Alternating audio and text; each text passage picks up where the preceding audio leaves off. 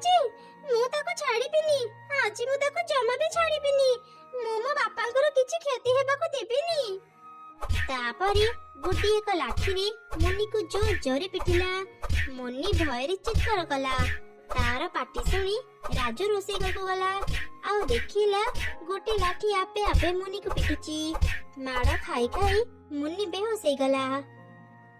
ଏ କଣ ମୁନି? ଏ ମୁନି ଉଠ। ଏସବୁ ମୋ ଘରେ କଣ ହେଉଛି? ନିଶ୍ଚୟ ମୋ ଘରେ କେହି ଅଛି। ମୁଁ ଶୀଘ୍ର ତାନ୍ତ୍ରିକ ମାଙ୍କୁ ଡାକି ଆଣେ। ତାପରେ ରାଜୁ ଶୀଘ୍ର ତାନ୍ତ୍ରିକ ବୁଢ଼ୀ ପାଖକୁ ଗଲା ଆଉ ତାକୁ ଡାକି ଆଣିଲା।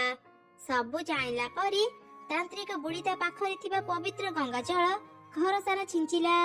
ସେଇ ପବିତ୍ର ପାଣି ଛାଇ ରୂପରେ ଥିବା ଗୁଡି ଉପରେ ପଡ଼ିବାରୁ ସେ ନିଜ ରୂପକୁ ଚାଲି ଆସିଲା। ଗୁଡି ତା ବାପାଙ୍କୁ ସବୁ ଘଟଣା କହିଲା। କଣ ହେଲା ମୁନି, ତୋର ଏତେ ସାହସ? ସମ୍ପତ୍ତି ଲୋଭରେ ତୁ ମୋ ଝିଅ ଆଉ ମତେ ମାରିବାକୁ ଚାହୁଁଥିଲୁ। ଏବେ ତତେ ଏସବୁର ଶାସ୍ତି ମିଳିବ। ତାପରେ ରାଜୁ ପୋଲିସକୁ ଡାକି ସବୁ କଥା କହିଲା। ପୋଲିସ ମାନେ ମୁନିକୁ ବାନ୍ଧି Please like, share and subscribe ଏମିତି world ଦୁଷ୍ଟ underscore ମୁନି ଶାସ୍ତି storytime ପାଇଲା। 100K.